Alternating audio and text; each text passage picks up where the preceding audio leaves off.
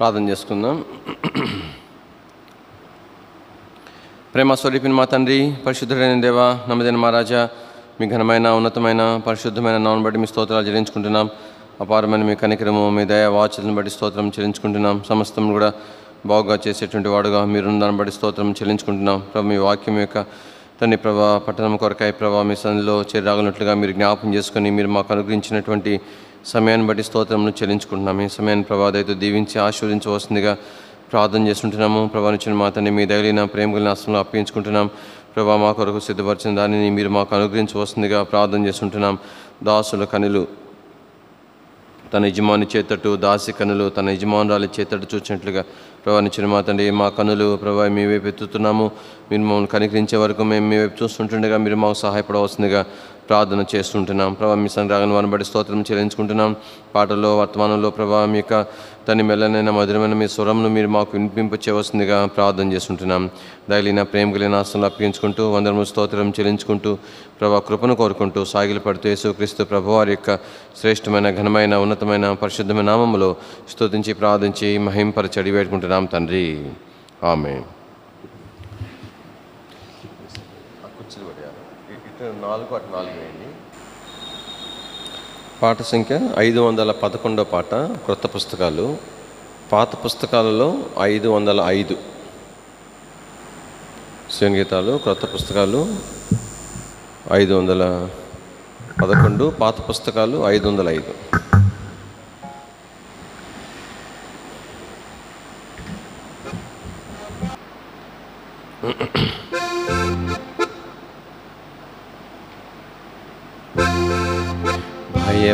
భయపడకుము ఓ చిన్న మంద, దయగాల మీ తండ్రి పిలుచుచున్నాడు. భయపడకుము ఓ చిన్న మంద, తన రాజ్యమంతా నీకియగోరి, తన రాజ్యమంతా నీకియగోరి, ఉన్నత పిలుపు నీకు నిచ్చెను, ఉన్నత పిలుపు నీకు నిచ్చెను. తన రాజ్యమంతా నిన్ను కొన్నాడు, తన రక్తమిచ్చి నిన్ను కొన్నాడు. భయపడకుము ఓ చిన్న మంద, దయగాల మీ తండ్రి పిలుచుచున్నాడు. భయపడకుము ఓ చిన్న మంద, దేవుని రాజ్య మహిమాను బంద, దేవుని రాజ్య మహిమాను బంద. సువాత ద్వారా నిన్ను పిలచెను, సువాత ద్వారా నిన్ను పిలచెను.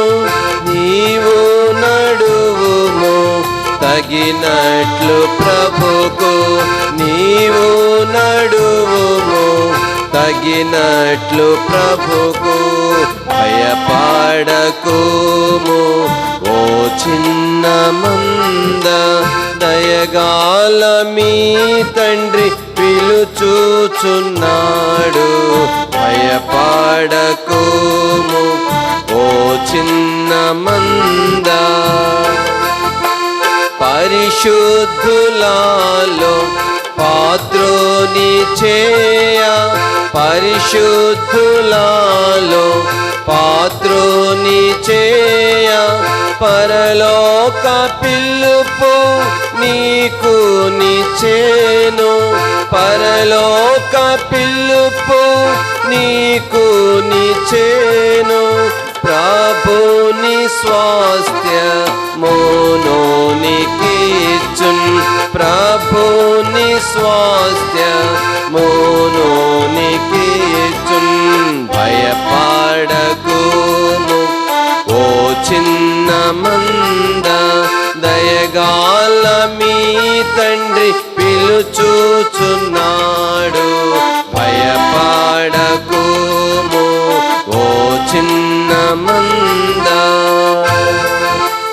అక్షయ నిర్మల వాడబరాని,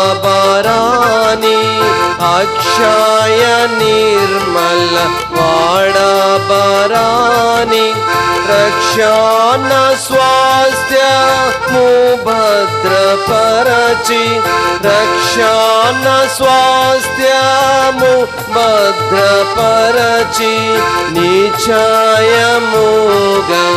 నిన్ను పిలచెను, నిశ్చయముగా నిన్ను పిలచెను. భయపడకుము ఓ చిన్న మంద, దయగాల మీ తండ్రి పిలుచుచున్నాడు. భయపడకుము ఓ చిన్న మంద, తన కుమారుని నీ కోరకీయ, తన కుమారుని నీ కోరకీయ, వెనుదీయలేదు నీ ప్రియ తండ్రి, వెనుదీయలేదు నీ ప్రియ తండ్రి.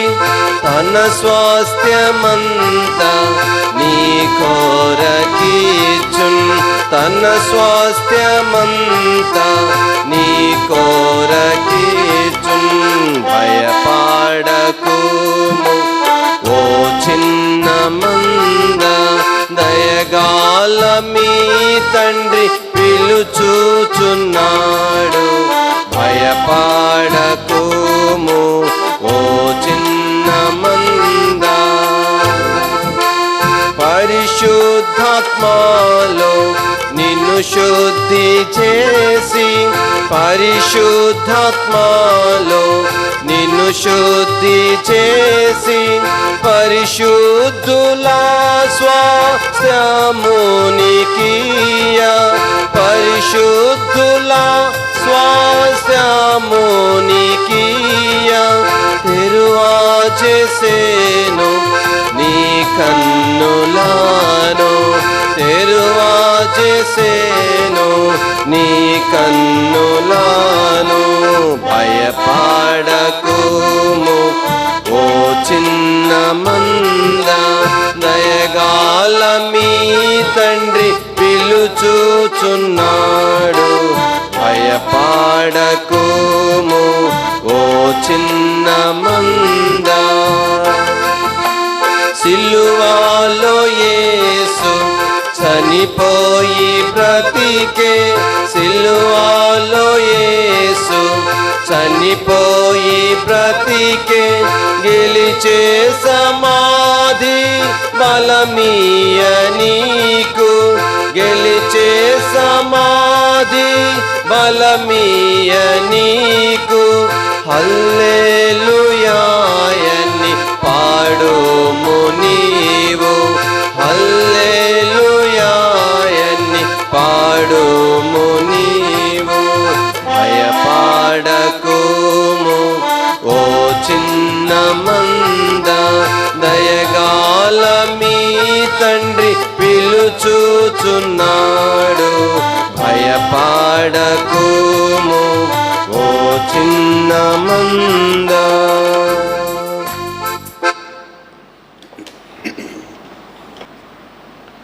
పాట సంఖ్య 662 క్రొత్త పుస్తకాల్లో, పాత పుస్తకాల్లో 647, పాత పుస్తకాలు సీఎన్ గీతాల్లో 647.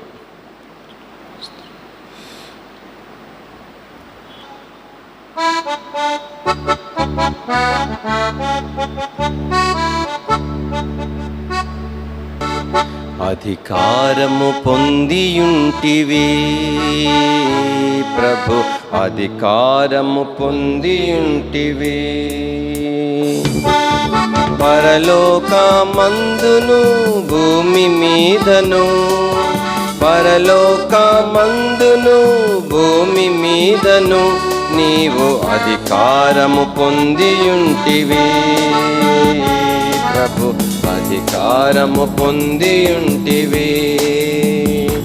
అన్నిటిలో అత్యధిక జయము నొందుచున్నాము, అన్నిటిలో అత్యధిక జయము నొందుచున్నాము. మనల ప్రేమించిన యేసుక్రీస్తు ప్రభువు ద్వారానే, మనల ప్రేమించిన యేసుక్రీస్తు ప్రభువు ద్వారానే కనుల కగుపరచిన విజయముకై సన్నుతింతుము, కనుల కగుపరచిన విజయముకై సన్నుతింతుము. అధికారము పొందియుంటివి ప్రభు, అధికారము పొందియుంటివి. పరలోకమందును భూమి మీదను, పరలోకమందును భూమి మీదను నీవు అధికారము పొందియుంటివి ప్రభు, అధికారము పొందియుంటివి. విశ్వసించు మన యందు తన శక్తిని గూర్చి, విశ్వసించు మన యందు తన శక్తిని గూర్చి అపరిమితమైన ప్రభావమును ఎరిగియున్నాము, అపరిమితమైన ప్రభావమును ఎరిగియున్నాము.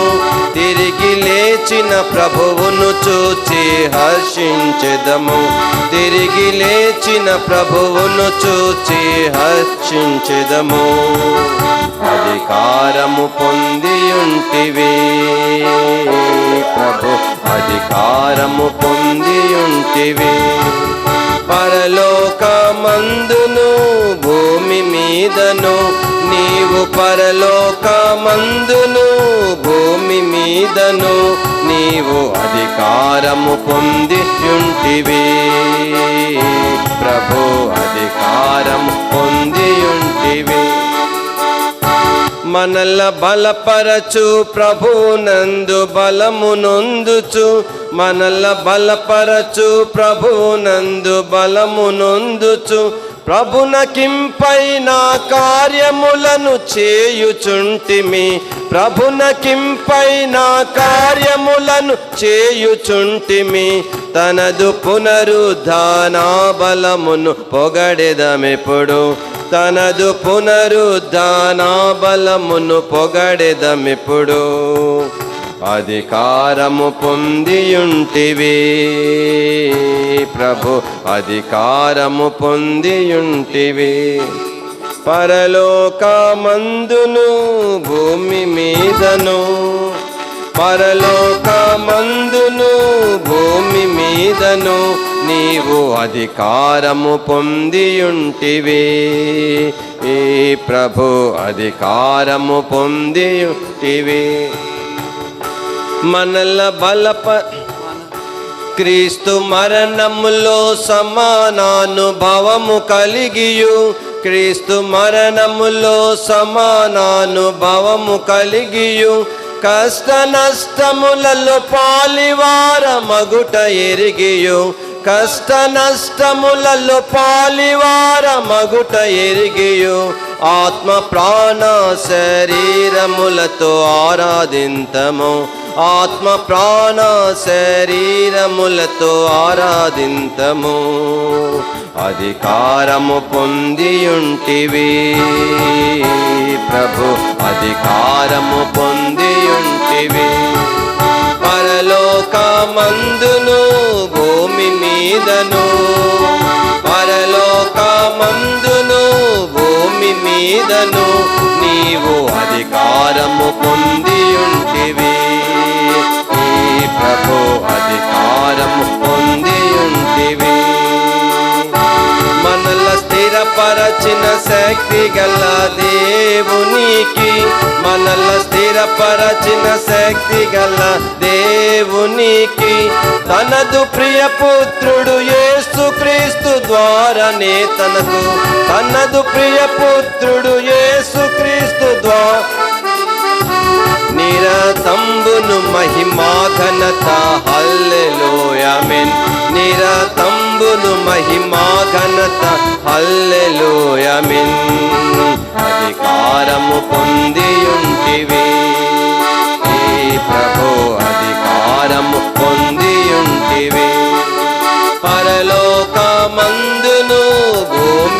మీదను పరలోకమందును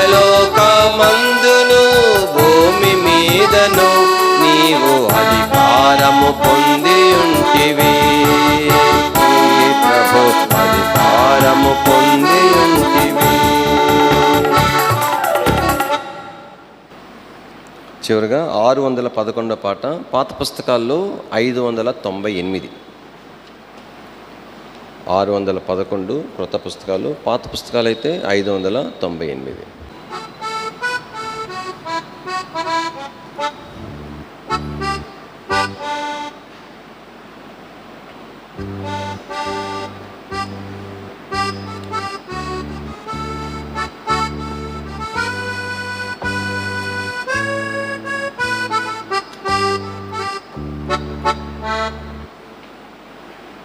నీలి గగనాన వెలిగే తారాల బోలిలోకాన వెలుగుదం మధురాస్వరంపు పక్షుల బోలి యేసు నాకే స్తుతి పాడుదం యేసు నాకే స్తుతి పాడుదం పరిమళంబులెల్లా తోటలో వ్యాపించునట్లుగా పూల పరిమళంబులెల్లా తోటలో వ్యాపించునట్లుగా పూనిక తోడ లోకమానేడి తోటలో పరిమళం నింపుము పూనిక తోడ లోకమానేడి తోటలో పరిమళం నింపుము నీలి గగనాన వెలిగే తారాల బోలిలోకాన వెలుగుదం మధురాస్వరంపు యేసు నాకే స్తుతి పాడుదం మధురాస్వరంపు పక్షుల బోలి యేసు నాకే స్తుతి పాడుదం చంద్రసూర్యులు ప్రకాశమివ్వ అంధకారము మాయమా చంద్రసూర్యులు ప్రకాశమివ్వ అంధకారము మాయమా నీదు జీవిత తేజంబు వెల్గన్ పాపాంధకారము పోవును నీదు జీవిత తేజంబు వెల్గన్ పాపాంధకారము పోవును నీలి గగనాన వెలిగే తారాల లోకాన వెలుగుదం మధురాస్వరంపు పక్షుల బోలి యేసు నాకే స్తుతి పాడుదం మధురాస్వరంపు పక్షుల బోలి యేసు నాకే స్తుతి పాడుదం దీపమున తైలమున్నంత కాలం దీపమునందున్న వత్తి మండున్ దీపమున తైలమున్నంత కాలం దీపమునందున్న వత్తి మండున్ ఈ పృథివీలోన జీవించు కాలం వ్యాపింపజేయుము యేసు నామం ఈ పృథివీలోన జీవించు కాలం వ్యాపింపజేయుము యేసు నామం వెలిగే తారాల బోలిలోకాన వెలుగుదం మధురాస్వరంపు పక్షుల బోలి యేసు నాకే స్తుతి పాడుదం. మధురాస్వరంపు పక్షుల బోలి యేసు నాకే స్తుతి పాడుదం.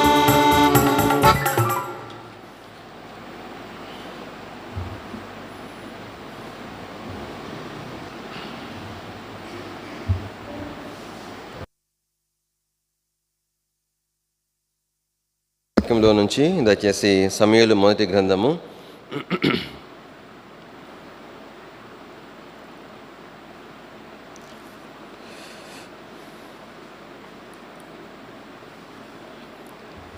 3వ అధ్యాయము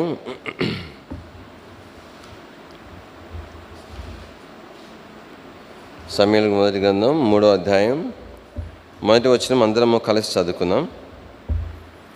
బాలుడైన సమూయేలు ఏలు ఎదుట యెహోవాకు పరిచర్య చేయుచుండెను. ఆ దినముల్లో యెహోవా వాక్కు ప్రత్యక్షమౌట అరుదు, ప్రత్యక్షము తరచుగా తటస్థించుట లేదు. ప్రభు సహాయం కొరకే ప్రార్థన చేసుకుందాం. ప్రియమైన మా తండ్రి, పరిశుద్ధులైన దేవా, మీ తండ్రి మా యొక్క వినికిడిలో చదవమని లేఖన భాగాన్ని బట్టి స్తోత్రం చెల్లించుకుంటున్నాం. దేవా, మీ వాక్య భాగమును మీరు మా కొరకై దీవించి ఆశీర్వదించవలసిందిగా ప్రార్థన చేస్తున్నాము. ప్రభా తండ్రి, మీరు ఏర్పాటు చేసుకున్నటువంటి, మీరు సిద్ధపరిచినటువంటి దైవజనులు, ప్రభా తండ్రి, ప్రవక్తలు, వారు మా ముందులో ఉంచిందని బట్టి స్తోత్రములు. వారిని సిద్ధపరిచిన దేవుడు ప్రభా నిచ్చిన మా తండ్రి, మమ్మల్ని కూడా సిద్ధపరచాలని కోరుతుంటుండగా వారి వలె మేము కూడా మీ మయం కొరకు సిద్ధపరచబడినట్లుగా మీరు మమ్మల్ని జ్ఞాపం చేసుకున్నాము. ప్రభా తండ్రి, వారి జీవితంలో మేము కొంతమేర జ్ఞాపం చేసుకుంటుండగా ప్రభా నిచ్చిన మా తండ్రి, మేము కూడా వారి వల్ల ఎదుగునట్టు కొరకే సహాయపడుతున్నామని ప్రభాకి మేము దాసులను దయతో కనికరించవలసిందిగా ప్రార్థన చేసుకుంటున్నాం. మీరు పరిశుద్ధపరిచి అభిషేకించి ప్రభాతాన్ని మీ సాధనంగా వాడుకున్నామని మీ దయలేని హస్తంలో అప్పించుకుంటూ కృపను కోరుకుంటూ యేసుక్రీస్తు ప్రభువారి యొక్క శ్రేష్టమైన ఘనమైన ఉన్నతమైన పరిశుద్ధమైన నామంలో స్తుతించి ప్రార్థించి మహింపరచి అడిగి వేడుకుంటున్నాం తండ్రి, ఆమేన్.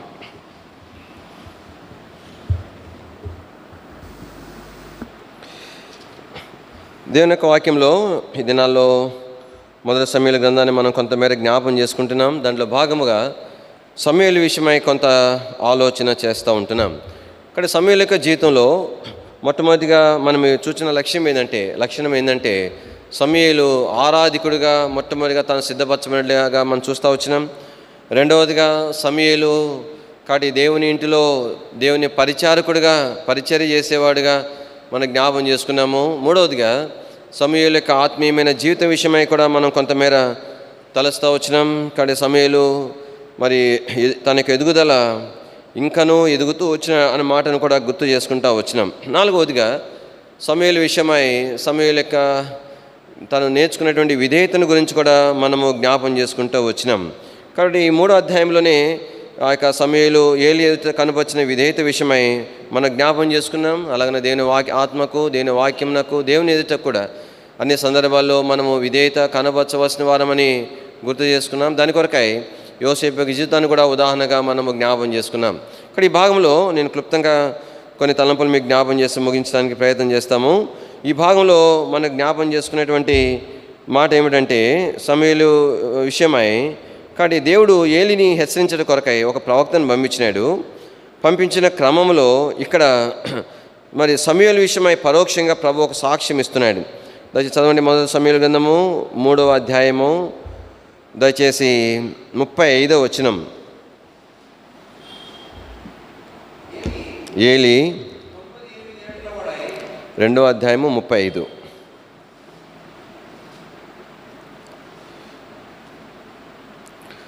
తర్వాత నమ్మకమైన ఒక యాజకుని నేను నియమింతును, అతడు నా యోచనను బట్టి నాకు అనుకూలముగా యాజకత్వము జరిగించును. కాబట్టి దేని యొక్క వాక్యంలో ఏం రాయబడుతుందంటే నేను నమ్మకమైన ఒక యాజకుని నేను నియమిస్తాను. మరి ఏలికి మాట చెప్తున్నాడు, కానీ వాస్తవంగా దేవుడు ఎవరిని నియమిస్తానని చెప్పినాడు ఆ మనుషుడు ఎవరో కాదు, కానీ సమూయేలు విషయమై తను పరోక్షంగా సాక్ష్యం ఇస్తున్నాడు. సమూయేలు జీవితంలో దేవుడు తన విషయమిచ్చే సాక్ష్యం ఏంటంటే సమూయేలు నమ్మకమైనటువంటి యాజకుడు. తన నమ్మకత్వాన్ని బట్టి తన నమ్మకత్వం తను ప్రభువుట కనపరిచే దాని యొక్క ఫలం అనేటువంటిది తనతోనే ఆగిపోవద్దు అనేది కూడా ప్రభు జ్ఞాపం చేస్తున్నాడు.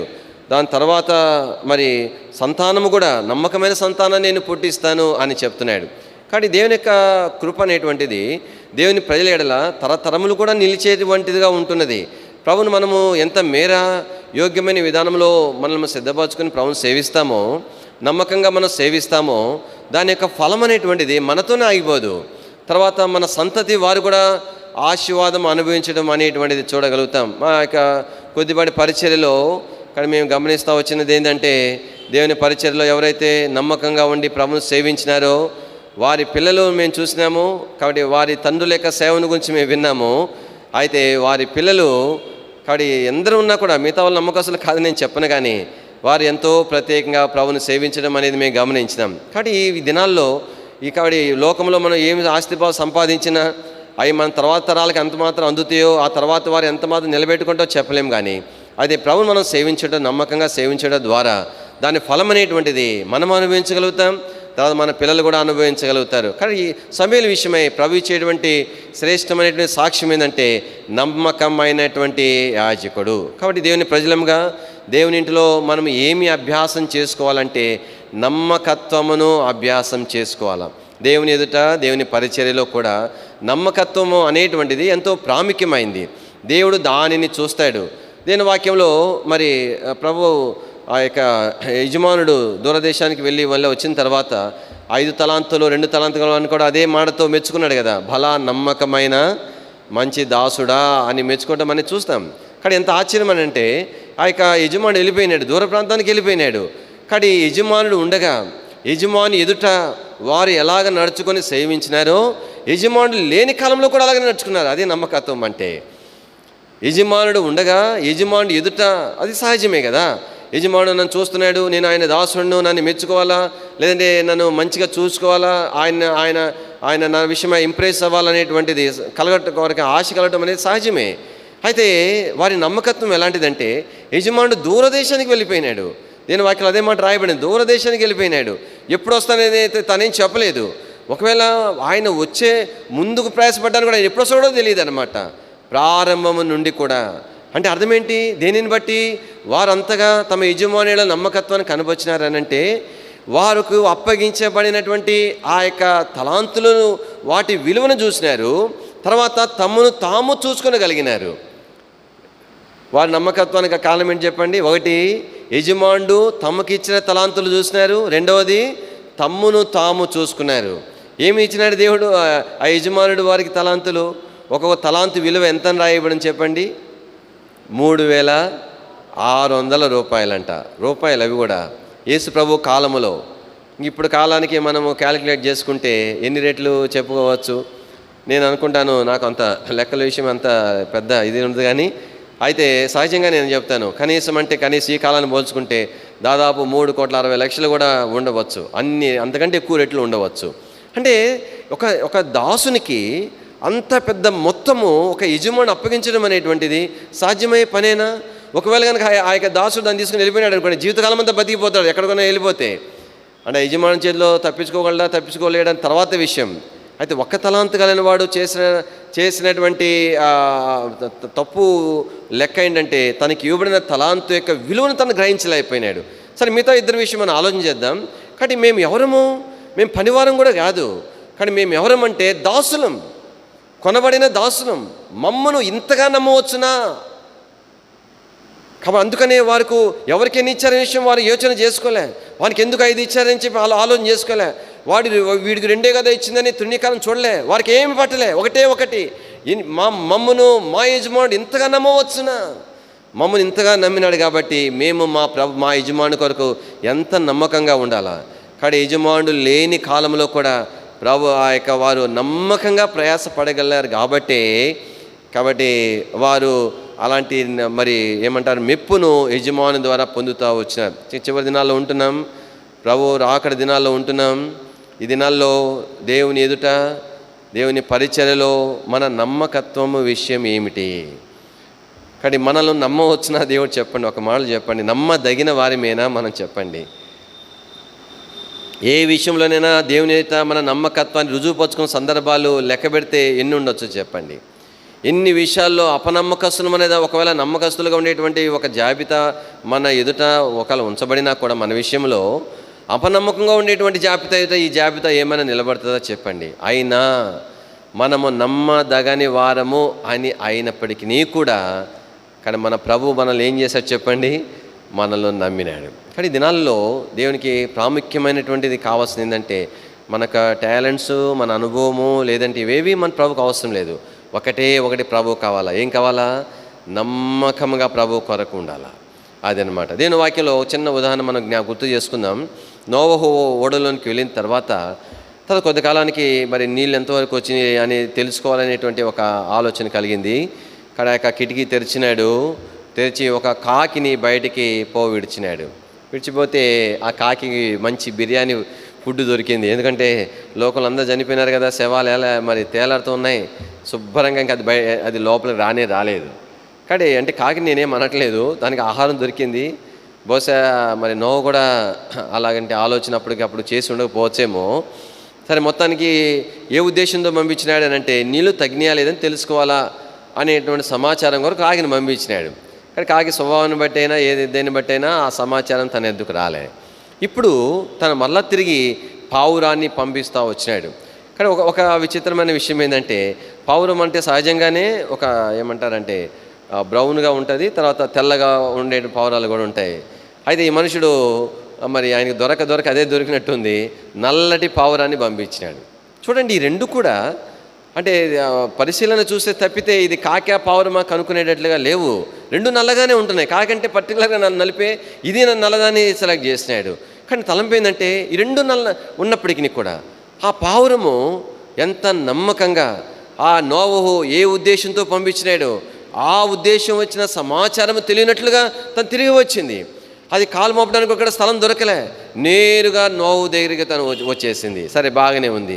తర్వాత ఏం చేసినాడు, మళ్ళా సరే కాకి స్వభావం అంటే అది ఎక్కడ మరి శవాలు మాంసం ఉంటే రాదు కదా, పావురం అన్నప్పుడు ఆ పావురము స్వభావం వేరు కదా, అందుని బట్టి వచ్చి ఉండొచ్చు కదా. అలాంటప్పుడు పావురమే స్వభావం బట్టే అయితే ఎన్నో పావురాలు ఉన్నాయి తన దగ్గర. కాబట్టి అయితే మరలా తిరిగి ఆ నోవహు పంపేటువంటి క్రమంలో ఏ పావురాన్ని పంపినాడంటే 7 దినాల తర్వాత మొదట పంపిన పావురాన్ని మళ్ళా పంపినాడు.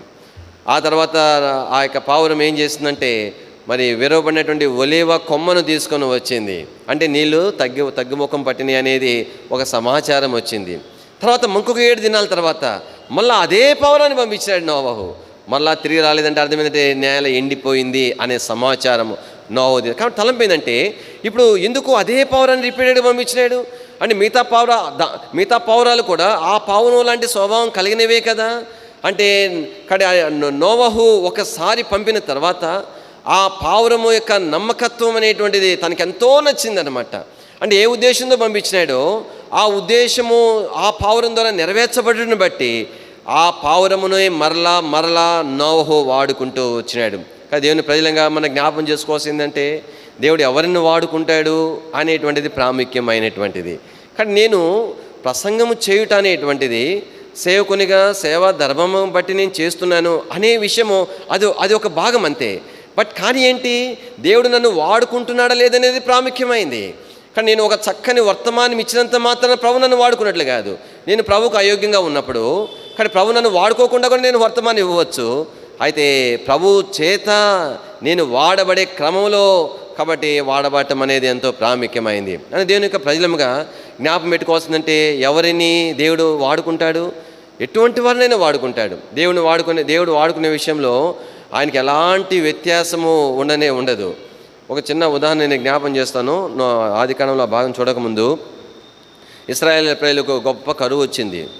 గొప్ప కరువు వచ్చిన తర్వాత ప్రవక్త ద్వారా దేవుడు ఒక మాట చెప్పినాడు. ఏం చెప్పినాడు, రేపటికల్లా మరి గాడిద తలకాయి పావురపు రెట్ట మరి ఏమంటారు 70 రూపాయలు పావురపు రెట్ట కూడా మరి అమ్మబడే కఠినమైన కరువు కాలంలో. కానీ రేపటికల్లా మరి ధాన్యం అమ్మకము చేయబడుతుందని అంటే రాజు అన్నాడు, ఆకాశము తూములు ఇప్పినా కూడా సాధ్యమైద్ది అన్నాడు. చివరికి దేవుడు దాన్ని నెరవేర్చినాడు. ఎవరి ద్వారా నెరవేర్చినాడు చెప్పండి? ఎవరి ద్వారా నెరవేర్చినాడు? కుష్ఠరోగుల ద్వారా నెరవేర్చినాడు. ఎవరి ద్వారా నెరవేర్చినాడు చెప్పండి? కుష్ఠరోగుల ద్వారా నెరవేర్చినాడు. అరే ఏంది దేవుడు ప్రవక్త ద్వారా దేవుడు చెప్పినటువంటి అంత శ్రేష్టమైన కార్యం నెరవేర్చడానికి ఇంకెవరు దొరకలేదు దేవుడు. అరే ఈ సమాచారం చెప్పిన వాళ్ళు ఎవరి ద్వారా ఈ విషయం తెలిసిందానంటే ఇంకోళ్ళు చెప్పాలన్నా కూడా సిగ్గా ఏమంటారంటే గర్వంగా చెప్పుకోవాలి కదా. ఈయన ఎవరు బ్రదర్, మా సేవకుడే దేవుడు, మరి ఆయన సేవకుడు కదా వాడుకున్నాడని చెప్పుకోవద్దా చెప్పండి. ఆకబ్బ సీనియర్ విశ్వాసి కాబట్టి అంటే బాగుంటుంది కదా, తప్పేముంది దాంట్లో.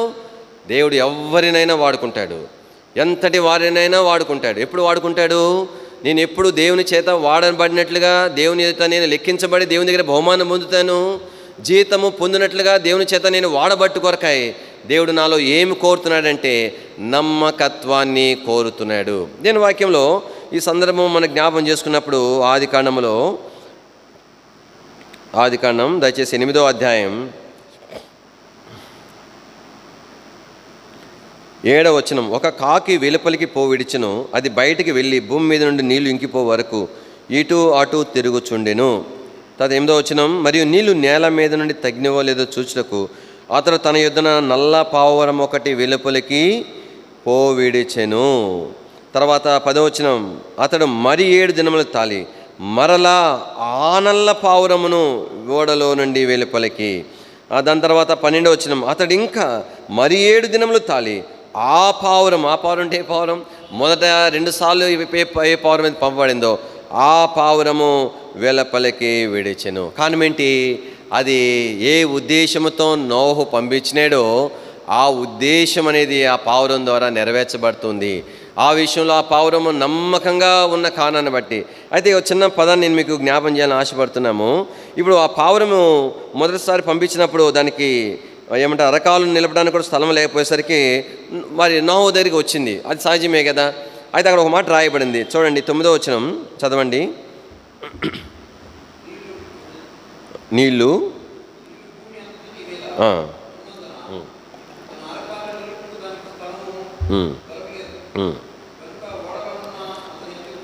ఓడలోనున్న అతని యొద్దకు తిరిగి వచ్చెను. అప్పుడు అతడు అదే విషయము ఎట్టైనా వస్తుంది, చాపకపోయినా ఇంకా దానికి స్థలం లేదు కాబట్టి ఇంకా అది ఇంకెటు పోవడం లేదు, అది వస్తుంది.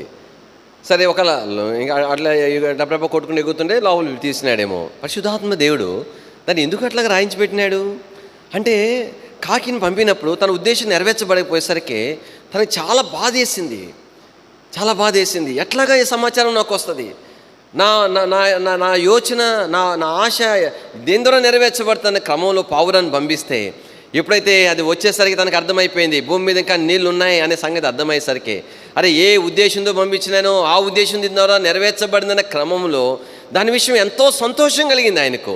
అందుకని ఎంత బాగా రాయబడింది అంటే, తన చెయ్యి చాపి దాన్ని పట్టుకొని ఓడలోనికి తీసుకొనేను. అదనమాట ఇక్కడ ఎంత శ్రేష్టమైన మాట. దేవుని ప్రజలంగా జ్ఞాపకం పెట్టుకోవాలా. ఇక్కడ దినాలలో మనం ప్రార్థన చేసుకోవాల్సిందంటే, ప్రభువా నేను అన్ని సందర్భాలలో నా జీవితకాలం అంతటిలో నీకు నమ్మకంగా ఉండుట కొరకే సహాయం దయచేయి.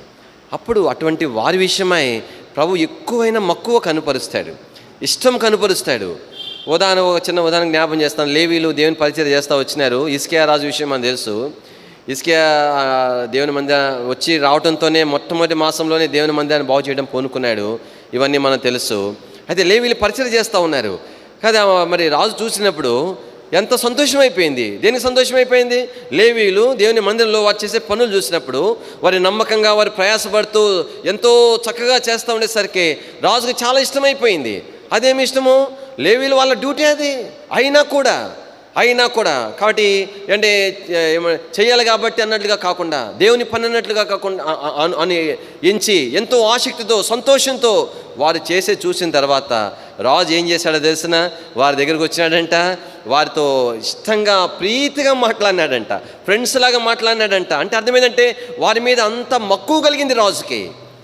ఒక రాజే, దేవుని మందిరాన్ని ప్రేమించే రాజే, దేవుని ఇంటిలో నమ్మకంగా పనులు పరిచర్యలు సంతోషముతో చేసిన కారణాన్ని బట్టి అంతగా ఇష్టపడితే, పరలోకపు రాజు మన విషయమై ప్రభువుకి నమ్మకంగా ఉంటే ఎంతగా ఆయన మన ఎందుకు ఇష్టం చూపిస్తాడు. అందుకు వాక్యంలో వచ్చిన భాగాన్ని మనం జ్ఞాపం చేసుకోవడానికి ప్రయత్నం చేద్దాము. దయచేసి 2వ దినవృత్తాంతములు 30వ అధ్యాయం, 2వ దినవృత్తాంతముల గ్రంథము 30వ అధ్యాయము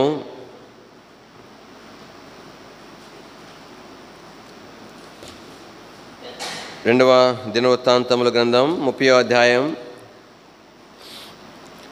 దయచేసి 22వ వచనం.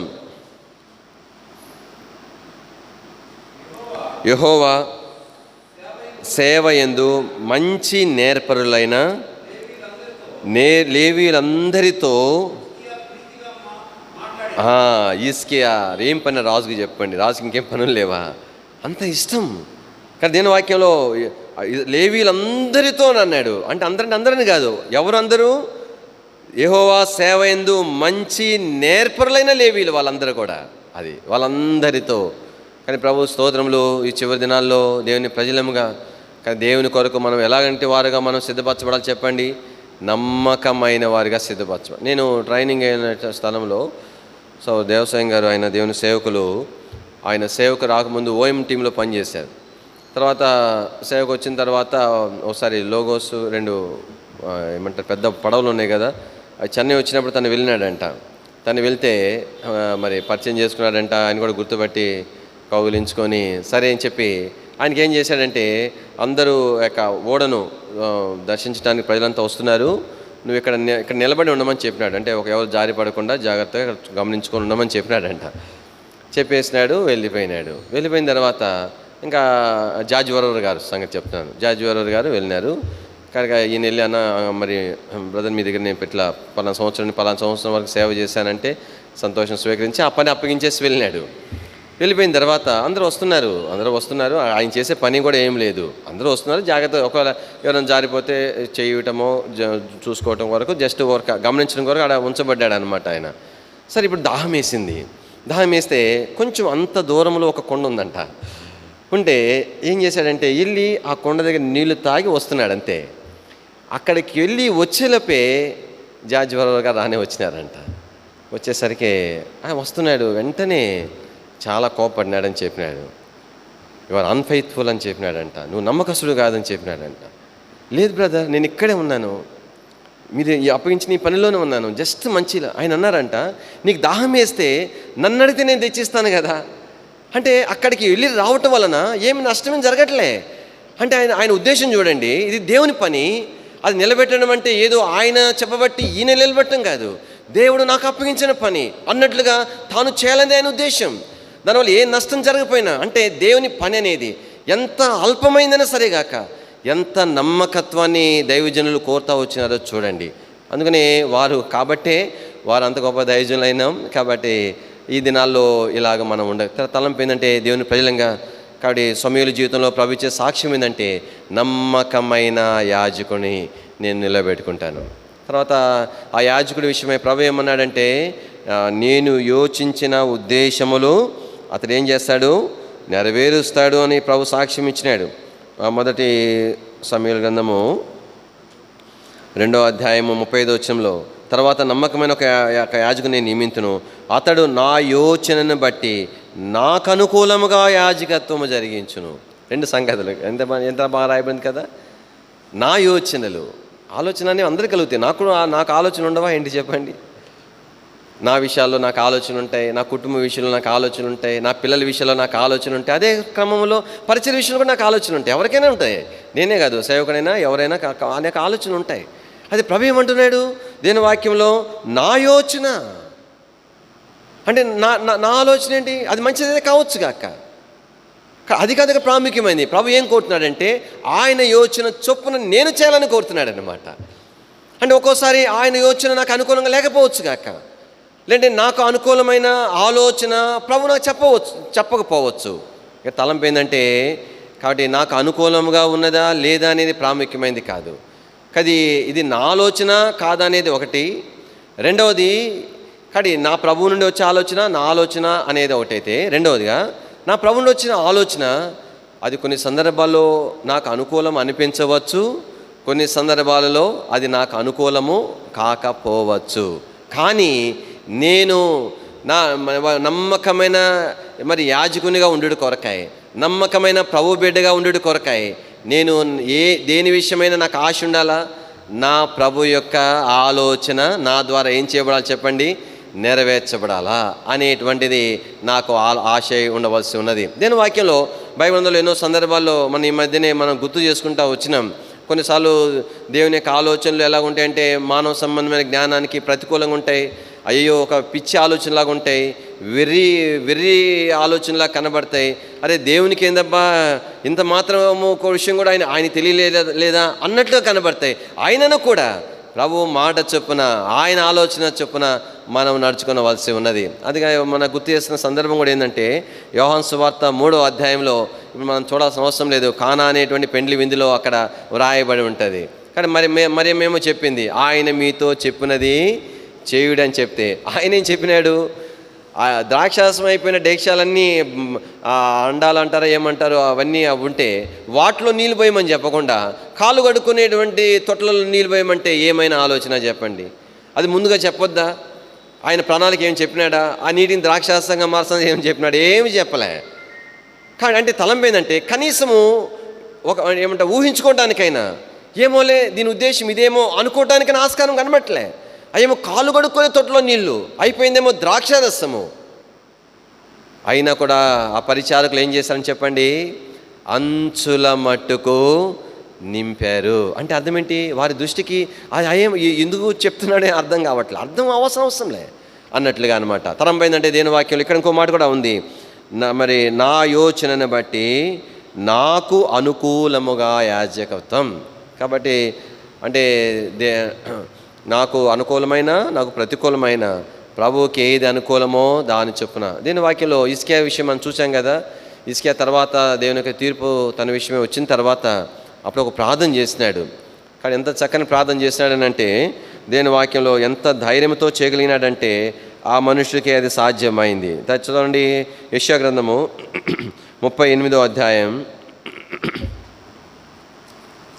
యెషయా గ్రంథము 38వ అధ్యాయము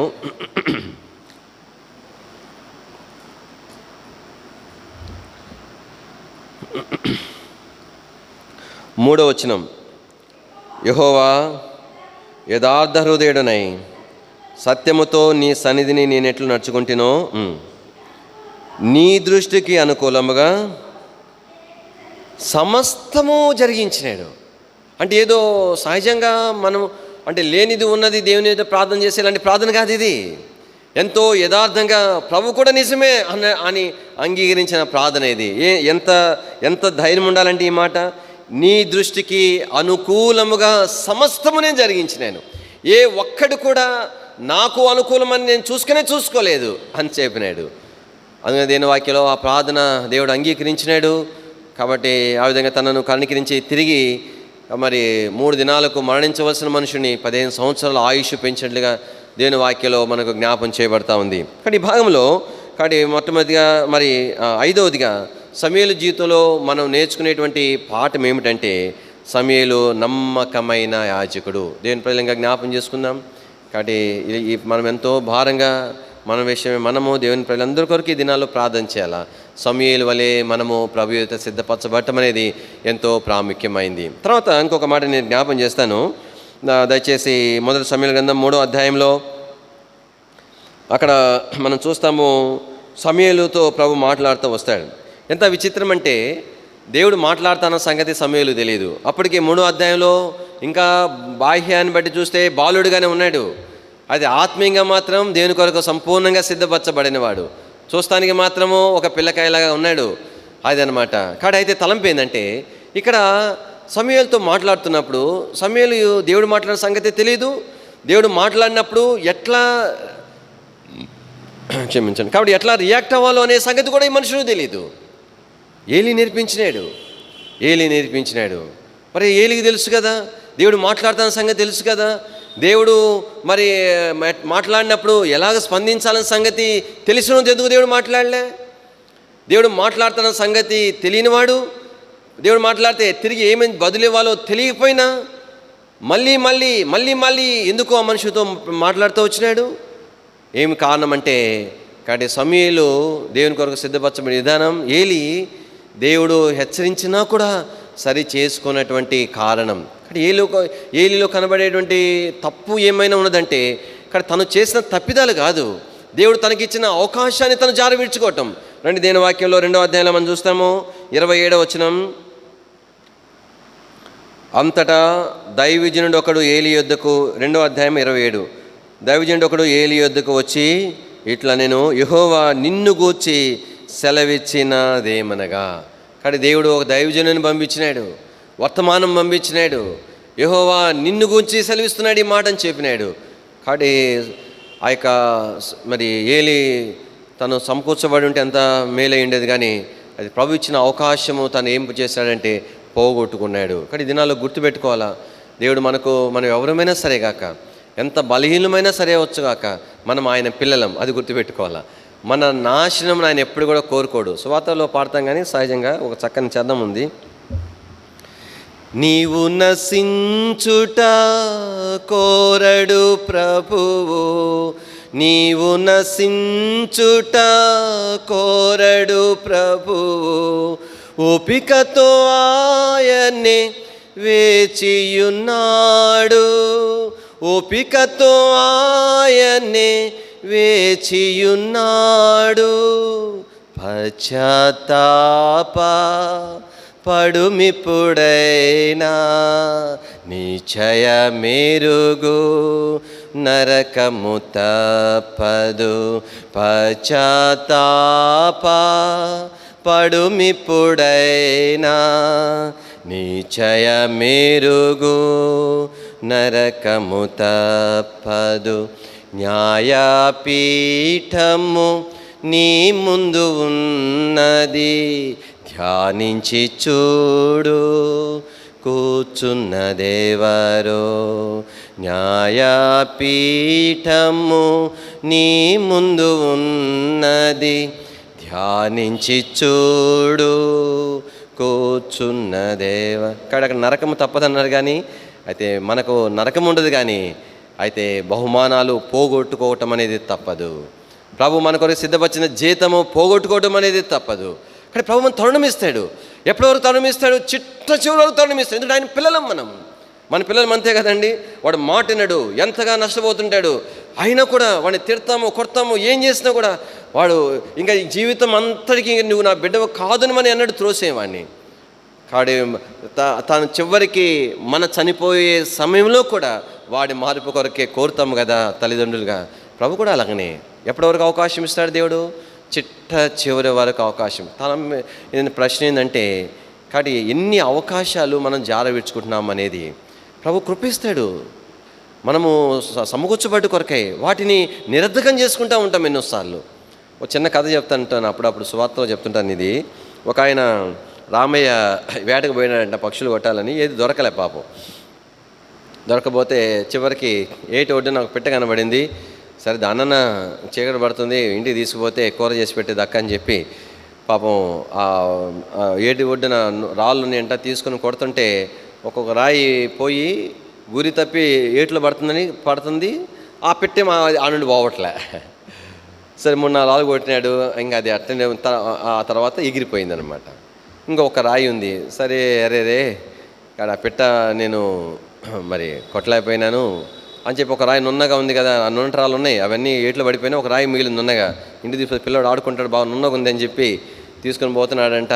పోతా ఉంటే ఆ ఊర్లోకి రాగానే చీకటి పడింది కదా, ఆ జేబు అంతా కూడా దగదగ మెరుస్తుందంట. కాబట్టి వాళ్ళు అన్నారంట, రామయ్య ఏంది నిప్పు వేసుకుని వస్తున్నావు ఏంది జేబులో అని తీరా చూస్తే దగదగ మెరుస్తుంది. పరిగెత్తుకుని వజ్రాల వ్యాపారి దగ్గర పోయినాడు. పోయిన తర్వాత చూపిస్తే ఆయన అన్నాడు, కాబట్టి 50,000 ఇస్తాను, ఇస్తావని అనగానే ఈయనకి నిశ్చేష్టుడు అయిపోయినాడు అనమాట. అంటే ఏం అర్థం కాల, దిక్కు దోచలే. ఏంది అట్లా చూస్తున్నావు, ₹1,00,000 ఇమ్మంటావా అంటున్నాడు ఆయన. ఇంకా నోరు తెరవట్లా. బేరం కుదరబోయి చెప్పు 2 లక్షలు ఇస్తానంటున్నాడు. ఇంకా ఏడవడం ప్రారంభించినాడు. ఏడవడం ప్రారంభిస్తే ఏడవబాకు పెద్దగా అరవబాకు, 5 లక్షలు ఇమ్మంటావా అంటే ఇంకా ఏడుస్తున్నాడు. ఆయన ఏడుపంత ఎందుకని?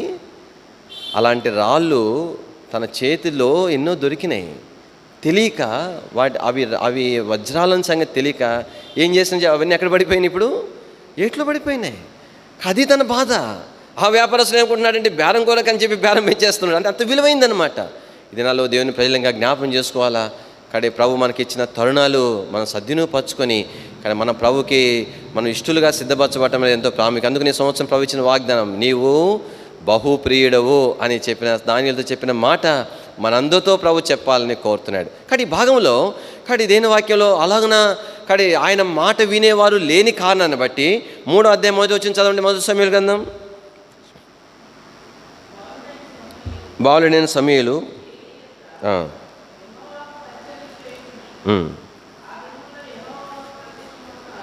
ఆ దినములలో యెహోవా వాక్కు ప్రత్యక్షం అగుట ఏంటంటే చెప్పండి, అరుదైపోయింది. దేవుని యొక్క వాక్యము ప్రత్యక్షము అవటము అనేటువంటిది ఏమైపోయింది? అరుదైపోయింది. చదవండి. తరచుగా తటస్థించట్లే. ఎందుకు తటస్థించట్లే? ఎందుకంటే ఆయన మాట వినేవాళ్ళే. మాట్లాడేం ప్రయోజనం? దేవుడు ఎన్నోసార్లు అతను మాట్లాడనే మక్కువతో దేవుని వాక్యం చదివినప్పుడు, వ్యక్తిగతంగా కూర్చున్నప్పుడు, ఆయా కూడికల కొరకే వెళ్ళినప్పుడు, ఆయా సందర్భాల్లో అది ఆరాధన వర్తమానం, బలవర్తమానమైన, ప్రత్యేకమైన కూడికైన, సువార్త అయినా ఎన్నోసార్లు ప్రభు నాతో మాట్లాడినా నేను వినని పక్షంలో ప్రభు ఇంకేం చేస్తాడు? వినడం మానివేస్తాడు, దర్శించడం మానివేస్తాడు. అందుకనే యెహోవాకు ప్రత్యక్షం అరుదైపోయింది. అయితే ఈ 3వ అధ్యాయం చివరిలోకి వచ్చేసరికి మనం ఏం చూస్తామో తెలుసునండి. చదవండి 3వ అధ్యాయం చివరి వచనం. మరియు యెహోవా మరలా దర్శనమిచ్చుచుండెను. కానీ దేవుని యొక్క ఈ చివరి దినాల్లో పోయిన మహిమ మరలా తిరిగి రావాలంటే, ప్రభు మరలా నీతో నాతో మాట్లాడి ముచ్చడించడము ఆయన ప్రారంభించాలంటే, మానివేసిన ప్రభు మరలా తిరిగి మాట్లాడాలంటే సమూయేలు దొరికినాడు కాబట్టే, కాబట్టి సిద్ధపరచబడిన మనుషుని కారణాన్ని బట్టి ఇక్కడ ప్రభు దేని వాక్యంలో ఏం రాయబడింది? మరలా దర్శించుచుండెను. చదవండి. షిలోహులో యెహోవా తన వాక్కు చేత మగుచూ వచ్చెను. కొనసాగించబడుతుంది. కాబట్టి మరలా ప్రభు మాట్లాడుతూ వచ్చినాడు. అది దినాల్లో దేవుని ఎన్నోసార్లు దేవుని సన్నిధికి వచ్చినామనంటే కానీ దేని కొరకు వస్తున్నాము? రిపోర్టింగ్ కోసం కాదు. ఈయన ఎట్లా చెప్పినాడు వాక్యము, అబ్బే బాగా చెప్పలేదను, అబ్బా సూపర్గా చెప్పినాడు, దానికోసం కాదు మనం దేవుని ఇంటికి వచ్చేది. దేవుని వాక్యం ఎందుకు వెళ్ళినప్పుడు ఎందుకు మనం చదవాలి కాబట్టి కాదు. దేని కొరకు? ప్రభు నాతో మాట్లాడవలసి ఉంది. రాగానే మనం ప్రార్థన చేసుకుంటాం. ఎందుకోసం ప్రార్థన చేసుకుంటాం? దారంతా క్షేమంగా ఎక్కడ కూడా ఏమీ ఇబ్బంది కలగకుండా వచ్చినందుకు కాదు. ప్రభువా నీ సందుకు వచ్చినాను, నాతో మాట్లాడు. అందుకని ఏలి నేర్పించినాడు. కానీ వాస్తవికంగా సమూయేలుకు అనుభవం అది. ఏలి ఏమి నేర్పించినాడు? మరలా కనుక సమూయేలు అని మాట వినబడితే నువ్వేం చెప్పమన్నాడు? నీ దాసుడు ఆలకించుచున్నాడు, ఆజ్ఞనిమ్ము అని చెప్పమన్నాడు. ఈ దినాల్లో దేవునితో మనం ఏం చెప్పాలా?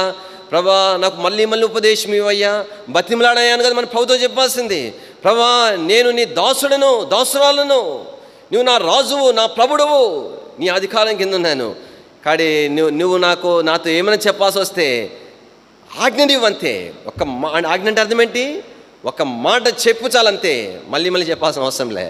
ఒక్క విషయంలో ఒక్కసారి నువ్వు నాతో చెప్పినావంటే జీవితకాలం అంతా ఆ విషయంలో నేను అట్లానే ఉంటాను. చెప్పగలమా? చెప్పండి. అమ్మో ఎన్ని గుండెలు కావాలి కదా. ఎన్ని విషయాల్లో మనం సమకూర్చబడాల్సిన సంగతులు మనలో ఇంకా మిగిలి ఉండలేదా? ప్రభు తన రాకడ ఆలస్యం చేసే దినాలు అందుకోసమే. అందుకనే ప్రాణ గ్రంథంలో చూస్తాము, పెండ్లి కుమార్తె తన్ను తాను సిద్ధపరచుకొని ఉన్నది. కాబట్టి నన్ను నేను సిద్ధపరచుకోవాల్సిన దినాలు. వారిని వీరిని చూసి అబ్బా వాళ్ళకంటే నేను బెటరు, వీళ్ళకంటే బెటరు, లేదంటే నాకంటే పలానా ఆయన బాగలేడు, పలానా బాగాలే దినాలు కాదు సుమా ఇవి. కానీ నాకు ఎవరి విషయమై పట్టింపు ఉండకూడదు. ఏదైనా పట్టింపు ఉంటే నాకేముండాలంటే నా విషయం నాకు పట్టింపు ఉండాలి. ప్రభా నేను నీ కొరకు సిద్ధపరచబడటం. దీని వాక్యలో ఒక మాట మనం జ్ఞాపం చేసుకుందాం. యోబు గ్రంథము 33వ అధ్యాయం. యోబు గ్రంథం 33వ అధ్యాయము దయచేసి 14వ వచనం.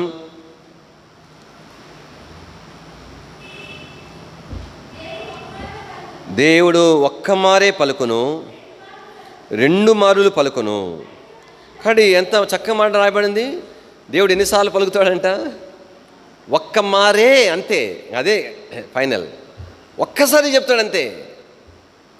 ఒక్క మారే పలకవలసిన దేవుడు 2 మారులు ఎందుకు పలుకుతున్నాడు?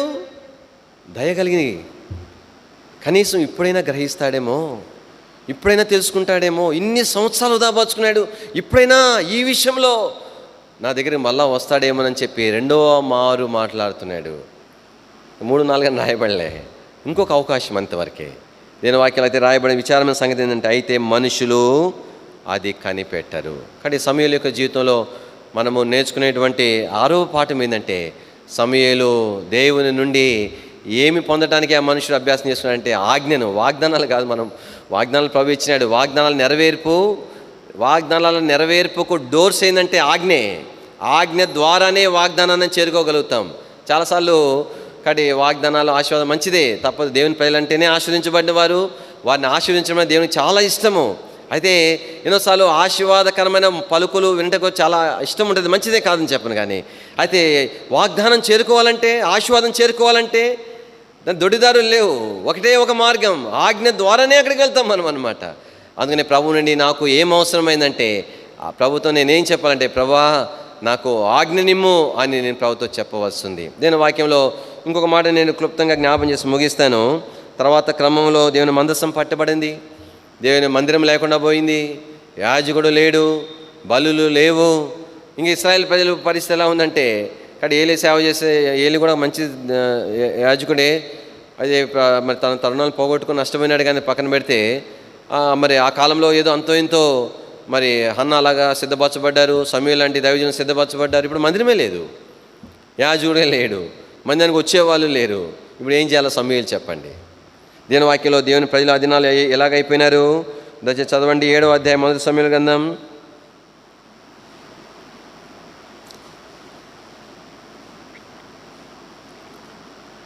3వ వచనం. సమూయేలు ఇశ్రాయేలు అందరితో ఇట్లా, నేను మీ పూర్ణ హృదయంతో యెహోవా యుద్ధకు మీరు మల్లుకొని ఎడల అన్య దేవతలను, అస్తారోతు దేవతలను మీ మధ్య నుండి.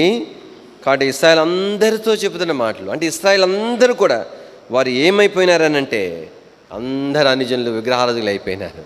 సమూయేలు మాత్రం ఏం చేయగలరు చెప్పండి? ఏదో మందిరానికి వస్తే నేను వాళ్ళ వాక్యం చెప్తాం, కానీ సరే అట్లా అని చెప్పి గమ్ము ఉండి ఉంటాడా అంటే ఉండి ఉండకపోవచ్చులే. కొంత వాక్యం చెప్పి వినేవాళ్ళు ఎవరు? ఇప్పుడు ప్రభుని ఎరగిన వాళ్ళు మన వాక్య స్వాత చెప్పడం ఏం చేస్తారు చెప్పండి? పోతూ ఉంటారు అట్లా పడి, అంతే. అటు చూస్తారు, వీళ్ళు వాళ్ళు కదా అనుకొని వెళ్ళిపోతూ ఉంటారు. కానీ దీని వాక్యంలో సమూయేలు చేసిన పరిచర్య చివరిగా 7వదిగా ఏమైనా ఉన్నదంటే ప్రార్థనే. ఎన్ని సంవత్సరాలు ప్రార్థన చేసినాడు? 1 సంవత్సరం, 2 సంవత్సరాలు, ఏం ఫలం కనబడలే, ఎవ్వరిలో మార్పు రాలే.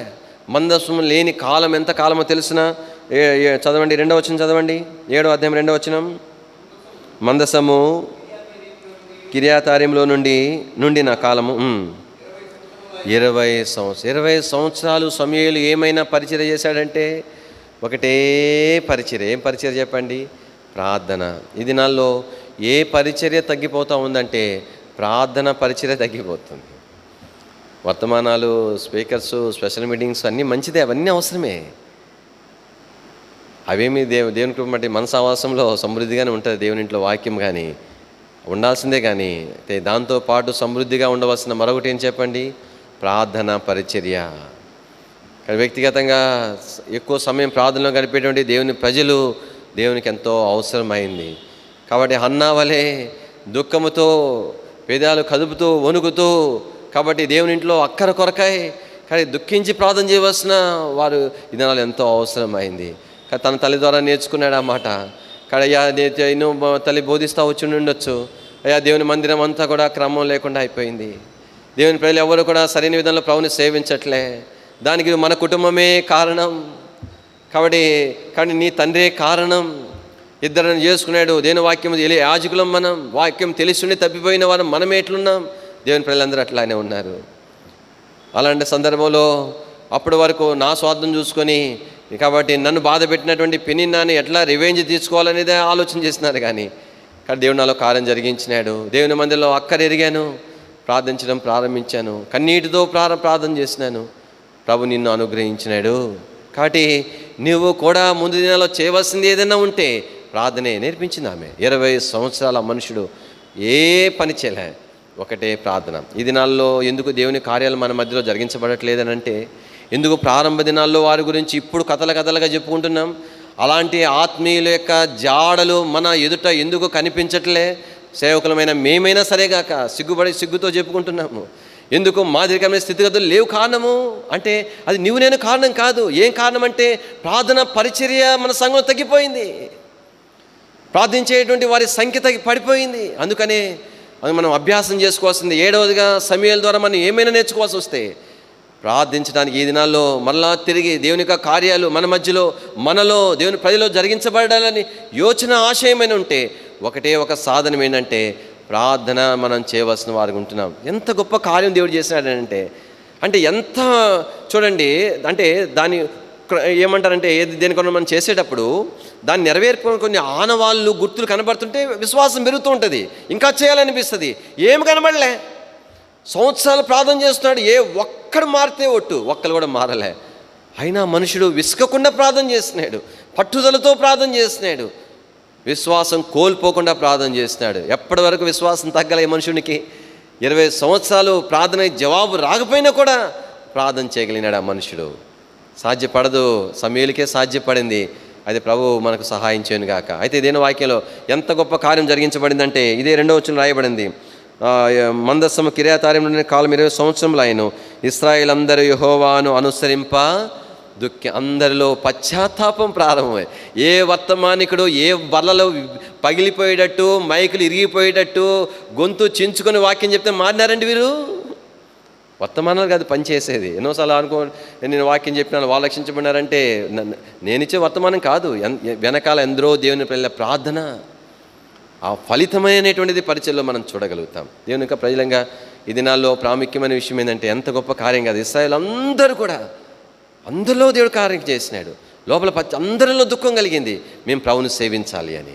ప్రభు స్తోత్రంలో 7వదిగా సమూయేలు ద్వారా మనం నేర్చుకునే పాఠం ఏంటంటే సమూయేలు పరిచర్య, ప్రార్థన పరిచర్య. నేను ఒకసారి జ్ఞాపం చేసి ముగిస్తాను. మొట్టమొదటిగా సమూయేలు ఆరాధకుడిగా చూసినాం, 2వదిగా సమూయేలు పరిచారకుడిగా చూసినాం, 3వదిగా సమూయేలు ఆత్మీయమైన ఎదుగుదల విషయంలో దినదినము ఎదుగుతూనే వచ్చిన వాడిగా చూసినాము, 4వదిగా సమూయేలు విధేయతను నేర్చుకున్న విధేయతను కాబట్టి కనుపరిచిన వాడిగా మనం చూచాము.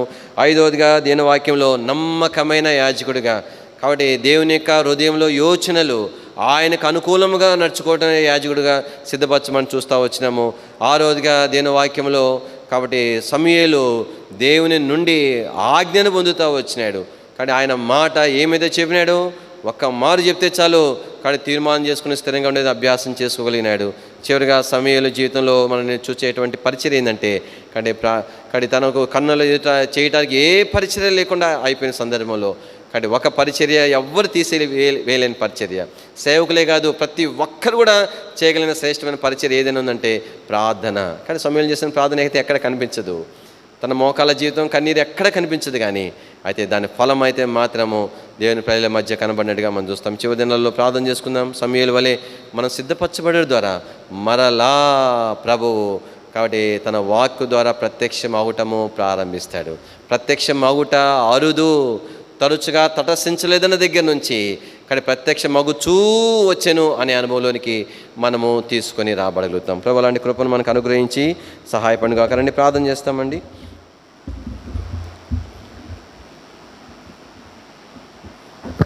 ప్రేమ స్వరూపిణి మా తండ్రి, పరిశుద్ధమైన దేవా, నమ్మదైన మా ప్రభా, మీకెంతో వందనము స్తోత్రము చెల్లించుకుంటున్నాం. సమూయేలు యొక్క నమ్మకత్వం విషయమై ప్రభానిచ్చిన మా తండ్రి, మీ యోచనలు తనకు ఆలోచనలు లేకపోలేదు, కానీ వాటన్నిటినీ పక్కన పెట్టి మీరేది చెప్తే దానిని ప్రభానిచ్చిన మీకు అనుకూలంగా అయిన దానిని తను చేసిన దాన్ని బట్టి స్తోత్రంలో చెల్లించుకుంటున్నాం. మీ నుండి తను పొందినవి ఉపదేశంలో కాదు కానీ ఆజ్ఞగా పొందిన దాన్ని బట్టి స్తోత్రంలో చెల్లించుకుంటున్నాం. ప్రభా తండ్రి, సమూయేలు తాను చేసిన శ్రేష్టమైన ప్రార్థన పరిచయం జ్ఞాపం చేసిన బట్టి స్తోత్రములు. ఈ చివరి దినాలలో కూడా ప్రభా మీరు మాతో మాట్లాడటము మానివేసిన దినాల్లో ఉంటున్నాం, మీ స్వరాన్ని వినటము అనేటువంటిది తగ్గిపోయిన దినాల్లో ఉంటున్నాం. ప్రభా దయతో కనికరించవలసిందిగా ప్రార్థన చేస్తున్నాం. దానికి కారణం మేము ఎన్నోసార్లు మీ యొక్క స్వరంకు లోబడని కారణాన్ని బట్టి ప్రభా, వినని కారణాన్ని బట్టి ఎంత మాట్లాడినా ప్రయోజనం లేని సందర్భంలో ప్రభా మాట్లాడటం మానివేసినావు కదా. ప్రీతండి దయతో కనికరించండి, క్షమించవలసిందిగా ప్రార్థన చేస్తుంటున్నాం. దయతో ప్రభా మళ్ళా తిరిగి మాతో మాట్లాడటము ప్రారంభించమని మీకు ప్రార్థన చేస్తుంటున్నాం. ప్రభా సమూయేలు వలె కొంత మేర చెప్పడానికి మేము ప్రయత్నం చేస్తున్నాం, మాకు చేత కాదు ప్రభా, అయినను ఆశపడుతున్నాం. ప్రభా నిచ్చిన మాత్రం మీ నుండి మేము పొందేది ఆజ్ఞగా నెరవేర్చడం కొరకే ఆశపడుతున్నాం. దేవాదయతో కనికరించము. ఇంకా వేటిని ప్రభా మేము అనుసరించవలసిన వాటిని ఆజ్ఞగా మేము వాటిని తీసుకోలేకపోతేమో, వేటిని మానివేయవలసిన వాటి విషయంలో ఆజ్ఞగా తీసుకోలేకపోతేమో, వాటన్నిటి విషయంలో దయతో ప్రభా మరొక తరుణము మా దినములు పొడిగించబడి ఉంటుండగా ప్రభా సద్వినియోగపరచుకునేవారుగా చేయవలసిందిగా ప్రార్థన చేస్తూ ప్రభా నిచ్చిన మాతని దేవా మీ ద్వారా దినాన మెప్పు తండ్రి ఘనతను మహిమను జీతమును బహుమానము పొందుటకు తగిన వారిగా సిద్ధపరచబడి కొరకై జ్ఞాపం చేసుకున్నామని, ఆనందముతో మీతో నిలబడేవారిగా ఉండుట కొరకై మమ్మల్ని ఆయత్తపరచమని వందనం చెల్లించుకుంటూ యేసు ప్రభువు వారి యొక్క శ్రేష్టమైన నామములో స్తుతించి ప్రార్థించి మహింపరిచి అడిగి వేడుకుంటున్నాం తండ్రి. ఆమేన్. తొట్టిల్లకుండా మిమ్మల్ని కాపాడుకును, తన మహిమ ఎదుట ఆనందముతో నిర్దోషులుగా నిలబెట్టుకును శక్తిగల రక్షకుడైన అద్వితీయ దేవునికి ప్రభువైన యేసుక్రీస్తు వారి మూలముగా మహిమయు మహాత్యమును అధికారమును ఆధిపత్యమును యుగములకు పూర్వమును ఇప్పుడును సర్వయుగములను కలుగునుగాక. ఆమేన్.